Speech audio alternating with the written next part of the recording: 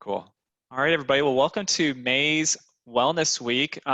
This is a fun month in that as we were kind of coming into what we'll do for this week, right? There's Mental Health Awareness Month. That's a thing in May. And also, apparently, and the stars kind of lined up for this, and it's just kind of a fun coincidence. This week is food, well, not food sensitivity per se, but like food allergy, I think, awareness week. Or all that kind of thing, food allergy, food sensitivity, food intolerance awareness week. So I thought, wouldn't it be fun to have, as part of this week, a discussion about food sensitivity as well, and even threading in, how that can relate to mental health and wellness as well. So we're gonna get started today, really just completely focused on food sensitivities. What is it? What is it not? Why bother with learning our food sensitivities, and just discussion around that. We'll show you later today as well an example of what a food sensitivity test result could look like through a special that we'll be doing. So Dr. Bradley, do you want to announce what that special is right now or at the Oh, end? sure. No, you know what? I kind of let the cat out of the bag last week before we even had Yeah, it's true. everything sorted out. So yeah, Why not? the cool thing is for our group here with the Epic 5 Plan community, we have our, very comprehensive food sensitivity test that we do with US Biotech. I think it's Dan, and please correct me if I'm wrong, but I think they keep raising the number of foods that they're testing. I think it's up to 208 foods now. Yes. And it's very, very broad, so we can really hone in on different aspects of different people's diets. Look at different types of sensitivities. I know we're going to be talking about that. Look at everything from low reactivity to moderates to high reactivities, and even in between. And we decided, since this food allergy awareness, but we're going to talk about the difference between allergies and sensitivities here in a minute, I think. Yep. We thought that what we do is have some workshops available. Anybody that wants to take advantage of getting one of these food tests done, we're going to be hosting some food sensitivity workshops. Is that a good way to say it? Where we're going to be talking about what the findings mean, kind of helping everyone personalize their diets and kind of taking it to the next level. So we'll be having some of those details as time rolls on, but that's kind of what we're doing right now. Yeah, and I think it's really cool, just because this is a pretty big aspect of our health. Even for our private clients, working with us, we're doing more than just diet for sure, but it's still a big slice of the pie, so to speak, when it comes to looking at our lifestyle habits and choices. And so just getting more insight there is going to have a compounding effect. Absolutely. Well. Yeah. Well, and I think it helps take that Epic 5 Plan diet, which of course, I'm very biased and think it's awesome because we spent, 20 Sure. years developing it. But I think it takes that and then it can really personalize it to that. It's just awesome. Yeah, totally. So yeah, I think this is a good segue as you're kind of describing, talking about, what is a food sensitivity test, measuring, how does it differ from allergies and intolerances? So I can start us off here and we can kind of expand details from there. But what food sensitivity testing is it is a specific measurement. When we say food sensitivities, and we're talking about lab work on this, it's measuring IgG antibody response from our immune system to various foods that we eat. And it's a different antibody immune system response than food allergies, which is, I think, are all food allergies IgE as an echo, or are there different types in there? Is it mainly IgE? I've always said IgE, but actually that's a big can of worms. There's actually 5 different types of reactivities that we can have. GAMED. I just remember because it's gamed. Your immune system can be gamed, right? So I'm really big with mnemonics. But the 2 big ones that we really talk about as far as food sensitivities and allergies go are IgE, like you said, in echo, and IgG, like in giraffe. I usually use elephants and giraffes, right? Yeah. And the elephants, the IgE types, we call those allergies. Actually, they're all just describing immune system reactions. Let's just remember that. The IgEs tend to be more immediate responses. Those are the ones that you hear about. Somebody got exposed to peanut butter and all of a sudden they're in anaphylaxis, they need an EpiPen, because their throat is swelling shut, they can't breathe. That's more of an IgE type response. The IgGs are much more delayed. I know we're going to chat more about that, but yeah, those are the 2 main types, but there's actually 5 different types of reactivities. Okay, cool. I know, to keep it as confusing as possible. Yeah, I like that.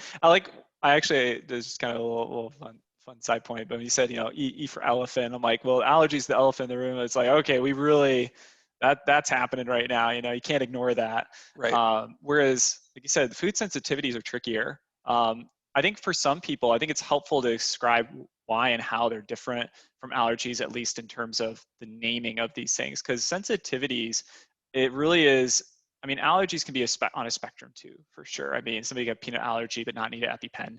Another person, it's life-threatening.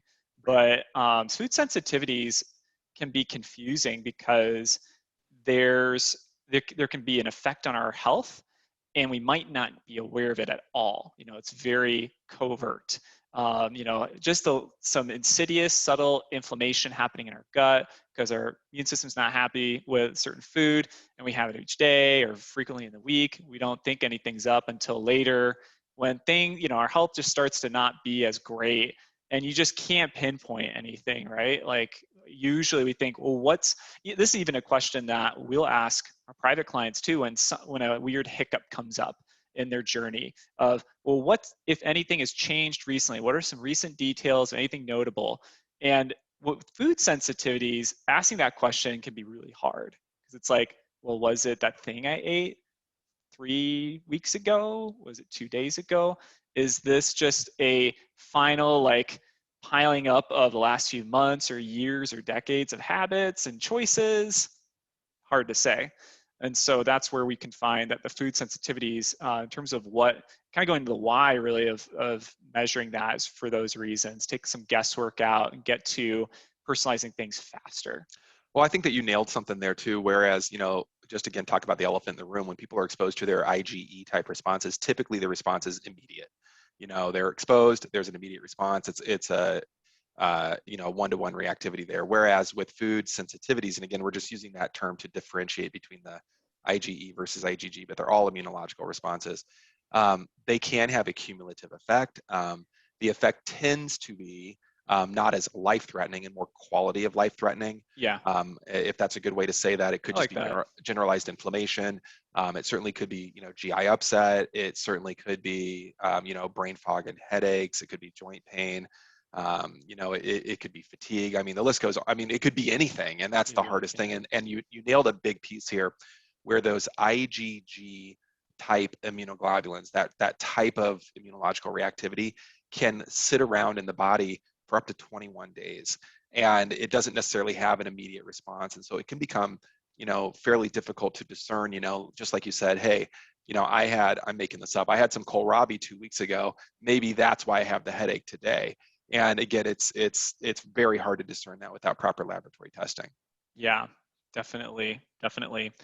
So a couple other reasons of why food sensitivity can be a really important piece to the puzzle is, Dr. Bradley, you've kind of shared in some of your trainings you've done, even with us health coaches, that the gut, our diet and the gut health is one of a number of key triggers to autoimmunity, right?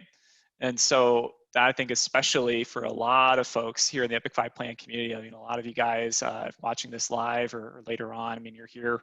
There's probably a good chance you're here because you want, looking for help and support with all kinds of health conditions, but also thyroid, autoimmunity with the thyroid, Hashimoto's, food sensitivities are definitely a potential big trigger there for sure. Yeah.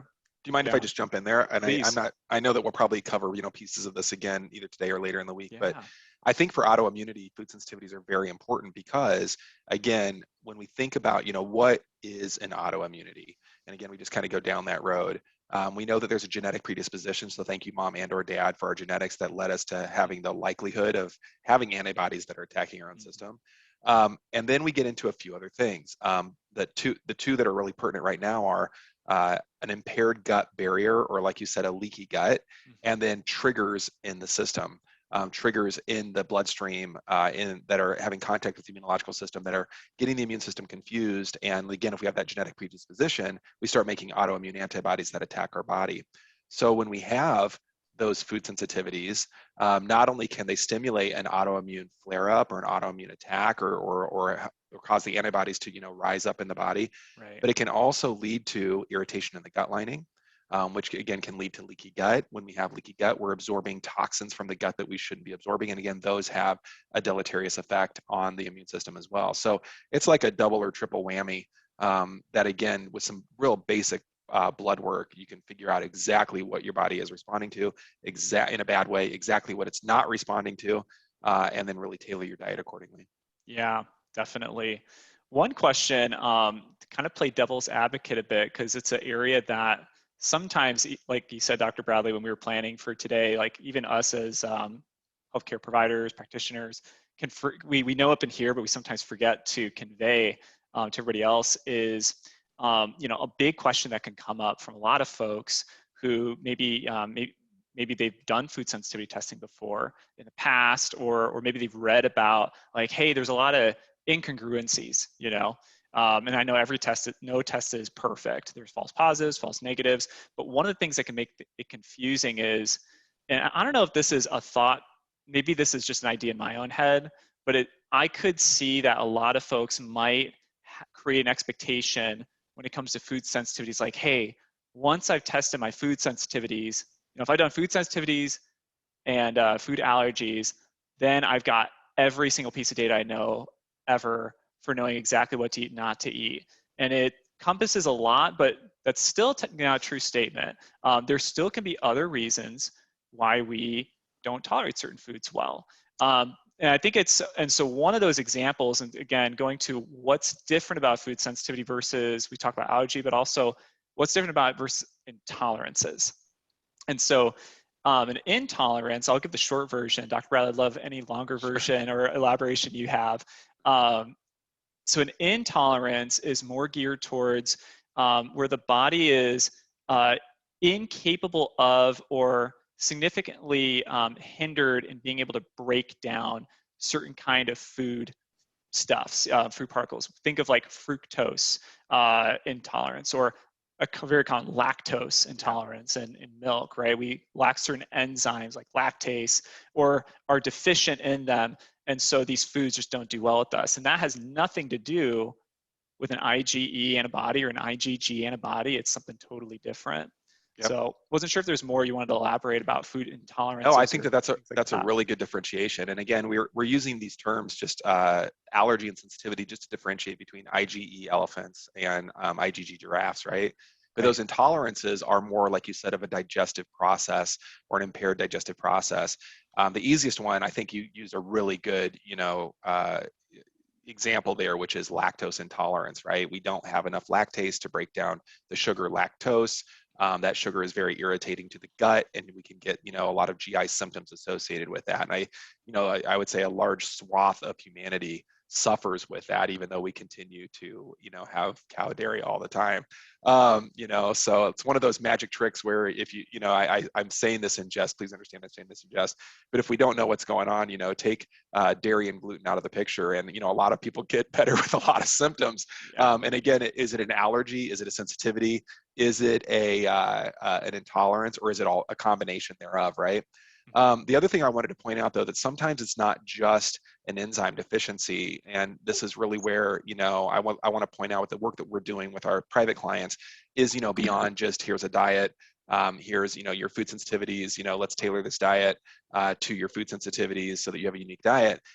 We are also looking at the digestive pathways as well, making sure that we have enough stomach acid to break down, different types of proteins, right. Making sure that we have enough pancreatic release of digestive enzymes, that we have good liver and bile secretion so that we're releasing bile acids and bile salts, conjugating fats, conjugating hormones, again, killing off pathogens, making sure that we have a good, what we call a probiotic load in the gut. And again, probiotics are very necessary for the digestive process. So again, and then again, taking a look at that digestive barrier, are we absorbing nutrients, or are we absorbing toxins, or a little bit of both? So it's a complicated process, but again, with the proper laboratory testing, we can figure out exactly, what's going on with each unique person, find out exactly how to intervene, how long we need to intervene, what's expected, and et cetera. And food sensitivities are part of that critical analysis. And it's like I said, I would say it's a big, small piece of what we do, if that makes any sense. Yes. Well, one thing I have found helpful and I think, I could speak for many clients in this as well, is, a lot of some of the benefits to our clients who do food sensitivity. We want to pass this benefit to the rest of you guys, to this opportunity to get this testing done and get a review, just some more perspective on how to look through it and what to do with that information. Is a lot of, the body's complex, and we have a lot of, great testing, thorough testing we do, and we find a lot of answers. But sometimes, even if we don't quite find the answer there, like let's say, a person's like, yeah, I definitely notice my body doesn't respond in kind to certain foods or groups, but I haven't quite, fine-tuned that yet. I still need some help. And then, they get their food sensitivities tested, and this is a little bit more rare, but sometimes it happens where it's it's kind of like good news and bad news. The good news is, hey, everything looks great. Bad news is, it's like, so then what's going on? But there's value in that information because, like you said, Dr. Bradley, like there's many reasons for why we might not be tolerating food well. And if we see food sensitivities coming back really well or surprisingly well for certain foods that we thought, oh, for sure that's going to be, a red flag, right? Well, then it could be a clue as to maybe understanding, well, what else might be an issue with that food? If it is that food specifically, right? Like, is it a certain intolerance? And you're like, okay, now I figured it out. Or, like you said, so, hey, maybe the issues of bloating, gasiness, all these things is more digestive related. And it, again, knowing whether something is significant in its result or, hey, everything looks great and checks out, is valuable information to get us closer to the answer and optimizing our health and well-being. Absolutely. And I would say that, typically, we rarely get the case where we have no food reactivity. We almost always find something, and there's the big ones that we look at. I mean, dairy is always pretty massive. Not always. Always is a big word. I would say routinely, dairy is a routine thing that we find. Wheat and gluten, particles. Again, soy. Eggs are another one. Eggs are another one. Yep. Kidney beans are up there for some reason. I don't know why we see that a lot, but we really see kidney beans on there quite a bit. Maybe Americans are over consuming kidney beans. I don't know. I don't know. Yeah. No, I sometimes a question, just to go on a quick tangent here, but in case anybody else is wondering, I was listening in, watching this, a question a number of clients I've worked with have asked, like, so are my results like typical, or like they kind of want to know, like, how am I doing, like how's my body doing versus like a lot of folks, and I tell them, the typical, routine, I think that's a good word you said, routinely tend to see things like many things in dairy come up as a sensitivity, chicken eggs, especially chicken or maybe goose eggs, and then sometimes like red meat, and then you get the random smattering. So like the kidney beans can be a part of that random smattering that pops up where you're like, that's random, but okay. So whatever that means, right? It's true. And I was just thinking on the other end of the spectrum, we talked a little bit about when things come back negative. Yes. There's, again, and this is why this is such a valuable test, but then it might point us to other testing, right? Yes. On the flip side, we might see on some people reactivity with tons of food. I mean, like across the board, they're just high reactive or high moderate reactive in every category, so many foods. Well, and again, it's just a picture, right? Typically what that points us to, again, is a poor digestion. We're not breaking down those proteins into smaller chunks. And so our body is just reacted to what we call long chain proteins in the foods. It might point us to, again, poor probiotic load, poor enzymes from the pancreas. And then usually that points us toward what we would call a leaky gut or an intestinal hyperpermeability. And so again, it just kind of is one of those stories that we can tell by looking at one piece of the puzzle, might open up other sections for us to look at. Yeah. And of course, I should say that with our private clients, we look at all of that right up front. So, we get the big picture right away within just a couple weeks of getting the testing done. So we can understand, again, exactly what's going on, exactly how to intervene, exactly what it means, what to do, how long to do it, et cetera. Yeah, definitely. Now that we could talk a little, with the time we have left, talk a little more about how is this testing? We talked a little bit already, but specifically with our private clients, how is this testing been beneficial to their big picture? And then we can transition to a little bit more of kind of details about the testing, especially we have, and how it's measured, how it compares to other testing out there. And I'll show you guys an example of what a result actually might look like. So I'll just start off. One of the big benefits, to our clients that we serve and help is, again, big theme, although it's not the only clients, that we help, but a big theme, of course, is folks who their thyroid is struggling, right? Whether, on a thyroid medication or, low energy and it seems suspicious, all those things. Food sensitivities, like we said before, the gut is connected to the thyroid. We talked about triggers already, reducing antibodies, inflammation. And so as we are improving our gut and the different foods that are going to our body, we're going to settle down that inflammation. And then therefore our thyroid's going to improve. And then therefore with the thyroid comes, maybe less brain fog, right? More energy as some of the, there's a whole host of, if you want to talk about symptoms that come with it, but those are two kind of big ones for sure that improve our quality of life when those things improve. Having more clarity in our thought and just thinking through things and being able to do more things with that energy. Well, and Huge also benefits right there. just as we're chatting about that too, there's kind of like a good double whammy here too. Not only are we reducing the overall systemic inflammation when we're taking out the food sensitivities, but we're also reducing that gut inflammation. And when we're reducing that gut inflammation, our potential to absorb nutrients goes up. And of course, when we start absorbing more nutrients, our organs start working better. And when our organs are working better, then, if it's like the thyroid, then the thyroid function is better. We're making more thyroid hormone. We're able, if the liver and the kidneys and the gut are working better, we're able to convert that inactive thyroid hormone into active thyroid hormone. So it's like I said, it's kind of all one big cluster there. But I mean, there's a lot of good work that gets done just by identifying food sensitivities. Yeah. It seems like you can, depending on what a person's focus is in terms of, the human anatomy, you could always make an argument that one system affects, everything else, which is true. Everything's interconnected, but it seems like you said, the gut seems to carry more weight. And I don't know if that's No just pun intended. my opinion. Oh my gosh.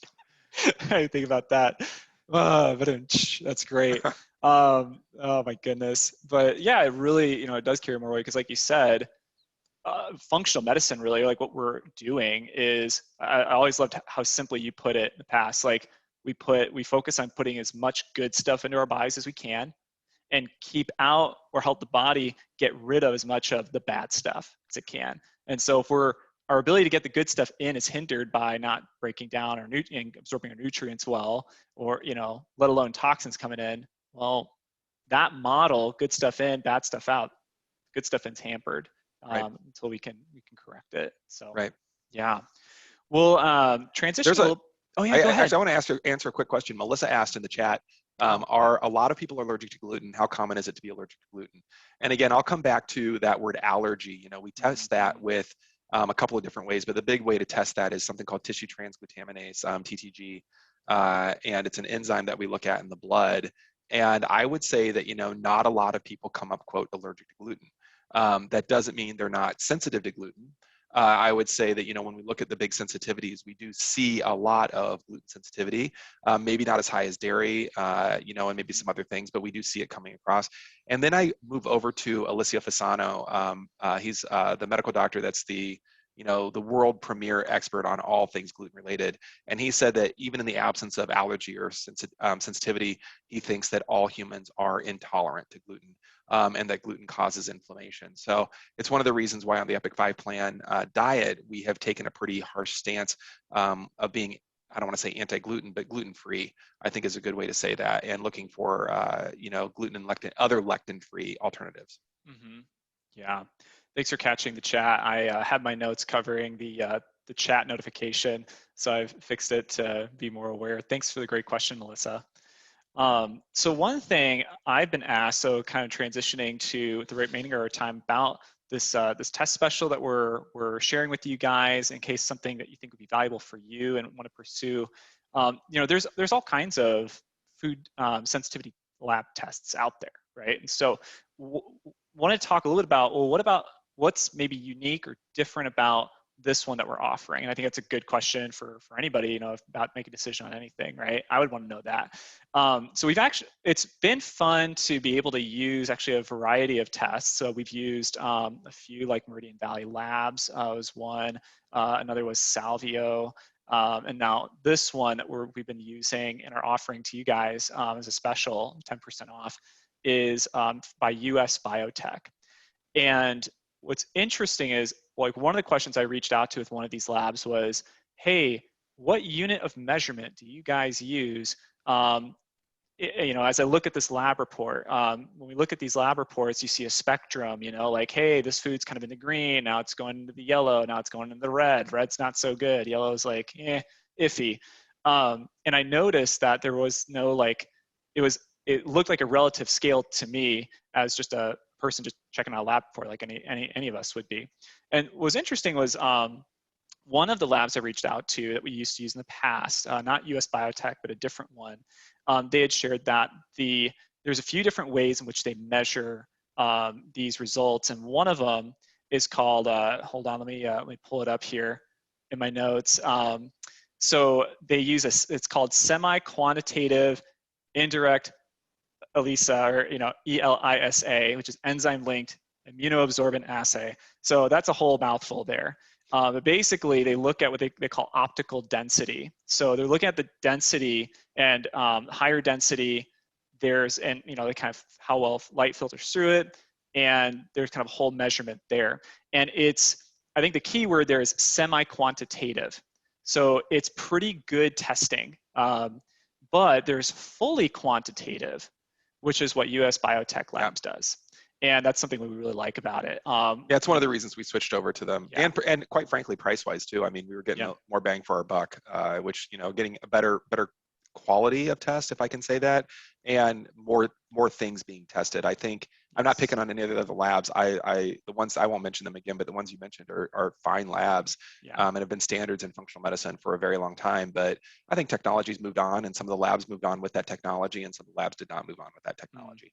Yeah, I'll be nice. Nice way to say that. Yeah. So that's just something I wanted to share with you guys, is that this US Biotech lab, this food sensitivity special we're offering, it's full quantitative. They've got specific units of measurement. It's definitely more precise, which is always a good thing, right? Who doesn't want that in any testing they get done? So I actually wanted to show you guys, I'm going to share my screen for us here. What does a food sensitivity test look like, or what might it look like for you? So I don't even know whose test this is. Obviously, I'm not sharing that information, just looking at the test itself. Here we go.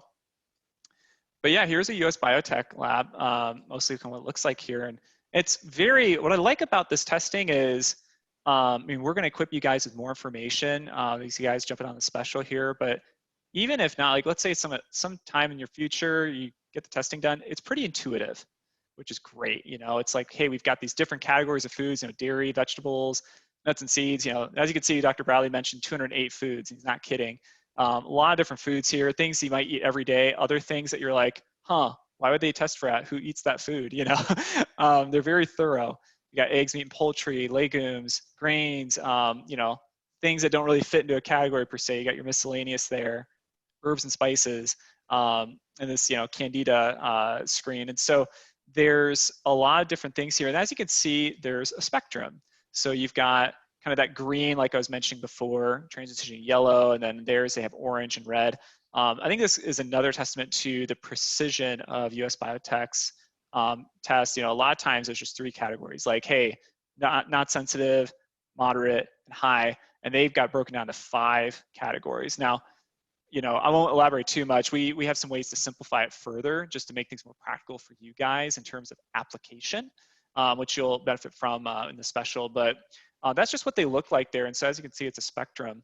Dr. Bradley, go ahead. I see you've got your. I was just going to say, as far as like simplification too, please correct me if I'm wrong, but I think that everyone that orders one of these also gets a written review with guidance. Yes. And I mentioned the workshop, and to come to the workshop and talk through things and learn a little bit more, but everybody gets their own private, unique, written, this is what we found, this is the guidance that we would give. Yes. So I did leave that out. Yeah, thanks for mentioning that. I forgot that too. I was like, oh yeah, yes, the written review. So that's what it looks like there. And, it makes it pretty straight. It can be a lot more straightforward of, okay, what are the big red flags? And you can kind of think for yourself too, like, I have that food all the time. Like, that could be a big thing. Like, sometimes a person's food sensitivities might come back, fairly decent. You have a few that stand out, but it just depends on your habits, right? Is that food also something that you have like every single day? I know for most of us, we have certain staples and we eat them often. And so it could just be that one change on a daily basis to reduce or eliminate that particular food that can make a big difference in how you feel. And I would say even just looking at this chart, we do see almonds coming up, more Yeah. regularly than other foods. And I think it's because people eat almonds as a snack, especially, our clients tend to be a little bit more savvy. So they're trying to eat, health conscious snacks, and they're thinking that, almonds are healthy. I'll have a handful of almonds here and there, or maybe I won't do cow dairy. I'll do almond milk, Right. and so we can see that constant exposure whenever our bodies are exposed to anything over and over and over and over and over again. It doesn't matter how good the thing is, our bodies will develop an immunological response to it. It's kind of like, I always say, it's kind of like if I, this is weird, but if we're just like lightly touching, someone's hand, just a little bit back and forth, and and it clearly doesn't hurt or anything. But if I did that 24/7, 365 days, a year for 10 years, there's going to be a little bit of irritation or a rash or a callus in that area, right? And Yeah. again, it's not that it itself all on its own was doing the damage. It was the accumulation of damage. Yeah. So this is something else that food sensitivities can tell us, are you over consuming foods? And again, that's kind of like 2.0 level stuff, where we have our coaches kind of intervening and helping interpret it, and following through 28 plus days later and reintroducing foods, and there's a whole methodology to that, but it is cool to see that kind of stuff too. Yeah, it's really true. So that's what I have for us today, guys. And I'm just going to double check, make sure I'm not missing something. But yeah, we covered a lot today. Kind of what is food sensitivity testing? Why is it helpful to our health and well-being? How does this benefit clients that we've worked with? We've got special here for you guys, which pretty soon after we wrap up today, one of our other staff, Nally's just going to post on here more details about the special if you guys want to take advantage of that. I'll be good through the end of May, so we got some time. I wanted to just see if Dr. Bradley, you had any closing thoughts before we wrap up today. No, but I think I'll tell you, it's not off topic, it's on topic, but it's one of those things that kept popping in my head the entire time that we were chatting, and we've already said it once, but I just kind of wanted to reiterate it. Yeah. Especially, and I think I'm being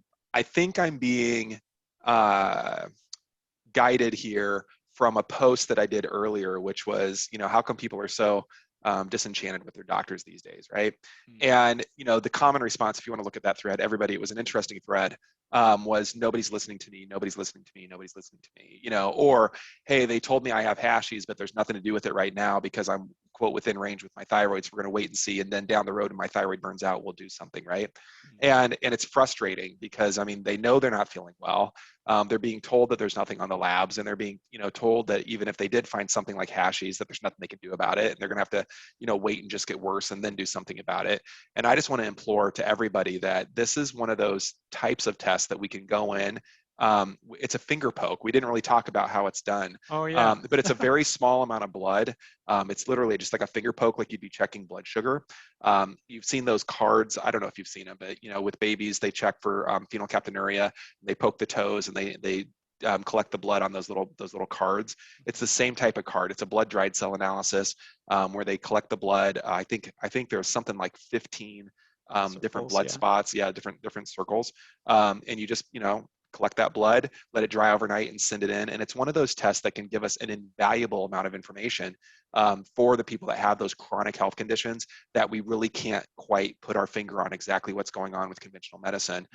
This is an ability to just step outside of the box and say, hey, you know what? I'm going to start with this really simple test to get done. Our team will, and Stephanie basically in our lab is going to send out these kits to anybody that wants to do this. You collect the blood at home, let it dry overnight, send it to the lab, and then your results come to us typically in about 3 weeks, and then we get your report right away, and then we'll be having those workshops, like I said. Right. So it's one of those areas where we can say, hey, I've got strange symptoms. They're not fitting into a box. This is something I can do and start making sense out of what's going on. If you have an autoimmunity, I will go on record very clearly saying I've never seen an autoimmunity go into remission, meaning laboratory dormant, meaning antibody negative on the labs. I've never seen one go into remission without identifying the sensitivities and removing those sensitivities from the diet. But I will say when doctors are saying things like, and again, this comes from the frustration this morning with the people lamenting, doctors saying there's nothing that can be done about hashies, that's a bunch of malarkey. That's just not true. We are able to intervene all the time. We're able to see the labs go into remission all the time, thyroid improving, thyroid health improving. This is one of, like I said, it's a big, small thing that we can do. It's not the only thing that we do with our clients. Yep. It's one of many, many, many things that we do, but it's a big, small thing that we do. Yeah, absolutely. Now, thanks for explaining too, just about how does the test even work? Is it blood? Is it saliva? Those are helpful, good key details there. So I appreciate you catching that. So as we wrap up today, guys, thanks so much for joining. I hope this is helpful information for you, regardless of what you decide to do personally with this food sensitivity kit special we have. The question of the day that we'll have posted up, you can answer to if you want more resources sent to you at the end of this Wellness Week. And that is just kind of for the community to share with each other, and just for insight and just for interest. What foods are you sensitive to or suspect you're sensitive to, and what kind of symptoms or reactions have you gotten from it? So I think it'd be really fun and valuable for folks to share their experience, share the wealth of knowledge there. And just for you yourself personally, like, have you ever taken a food sensitivity test before? Just reflecting on that, and for those of you guys who have done this before, you're not a novice to this, you've been on the road a bit, just sharing your experience of how is that helpful for you? What did you learn through it? I think that'd be great. That's awesome. So, all right, guys.